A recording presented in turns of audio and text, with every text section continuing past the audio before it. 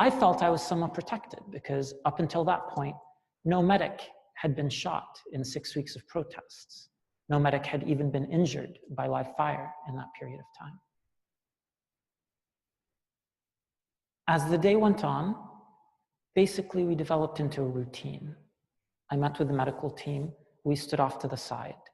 Another group of journalists stood off to the side, to another side. Of course, the journalists and the medics are usually not intermingled because the journalists always think those medics, they're gonna get shot, and I don't wanna be near that. And the medics always think those journalists, they're the ones who always get shot. I don't wanna be near that. And both of them know I wanna be nowhere near the protesters because they're definitely gonna get shot. And sort of as I was kind of walking into this, I had my earbuds in. I'd been listening to this radio podcast on BBC called The Infinite Monkey Cage. And if you know what that show is, congratulations, you're the second biggest nerd in the room. Unless you're also 3D printing medical equipment in your basement, then you might be the first. But as we collected these medical teams, we would set and we would wait. And every few minutes, we would hear a gunshot. We would look around, figure out where the person was who got shot, and then run over to her, to him, and do our quick assessment. So many people were getting shot that I hung back. I was the only doctor in the group.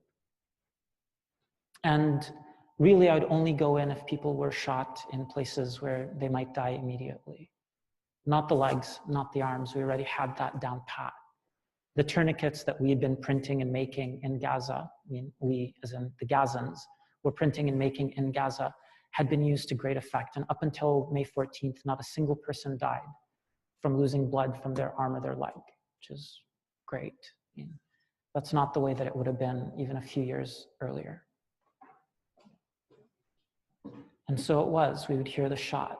Somebody would fall, we'd run over, and then collect them, treat them on the spot, get them away, and then reset.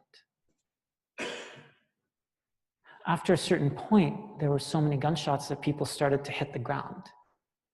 And then it became incredibly hard to figure out who was shot, because usually one of the ways to know is that somebody was standing and then they were lying down. And that's not usually like for any other reason other than that they were shot. When everybody was lying down, it became much more chaotic, much more problematic. Couldn't figure it out because people would be on the ground, we'd hear the gunshot, we'd know somebody was shot, we'd look around, everybody's yelling, and it's up to us to figure out where to go.